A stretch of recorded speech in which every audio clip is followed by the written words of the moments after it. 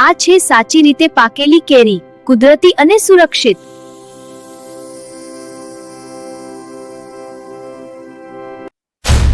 પણ શું બજારમાં મળતી બધી કેરીઓ કુદરતી રીતે જ પાકેલી હોય છે?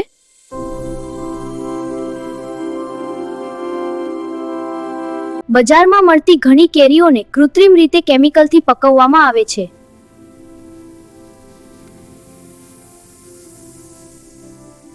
જેમ કે કેલ્શિયમ કાર્બાઇડ, જે સ્વાસ્થ્ય માટે અત્યંત ખતરનાક છે।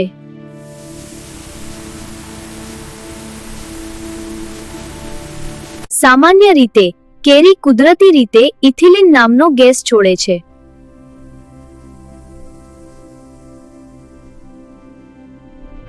આ ગેસ જ કેરીને અંદરથી પાકવા માટે પ્રોત્સાહિત કરે છે।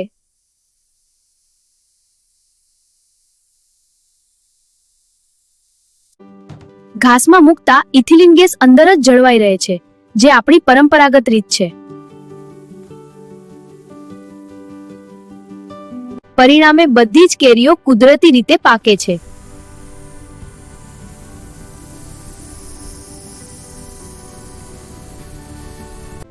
સરકારની food safety and standards authority of India દ્વારા પણ ચોક્કસ નિયંત્રિત ચેમ્બરમાં ઇથિલિન ગેસથી ફળો પકવવાની મંજૂરી આપવામાં આવી છે। યાદ રાખો, અહીં બંને પદ્ધતિઓમાં કામ તો માત્ર ઇથિલિન ગેસ જ કરે છે।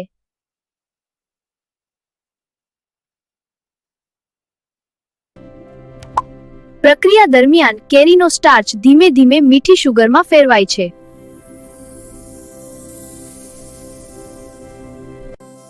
અને એટલે જ કેરીનો લીલો રંગ એક સુંદર પીળા રંગમાં બદલાય છે।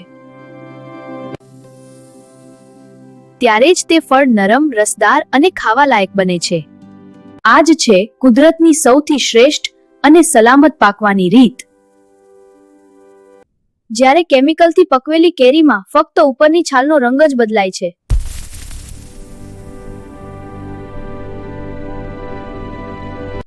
અને આ શરીર માટે નુકસાનકારક છે।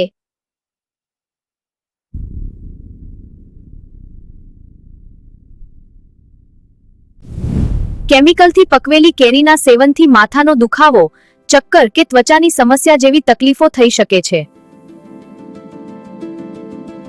જો કેરીનો પીળો રંગ ખૂબ જ ચમકતો કે અસહજ લાગે તો સાવધાન થઈ જાઓ।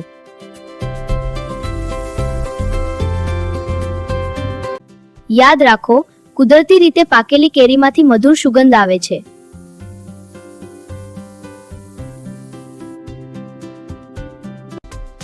અંદરથી તેનો રંગ એકસરખો અને સ્વાદ અદ્ભુત હોવો જોઈએ। અને દબાવતા તે બધી બાજુથી એક સમાન નરમ લાગવી જોઈએ। જો ઘરે કેરી પકવવી હોય તો સાદા કાગળમાં લપેટીને રાખો।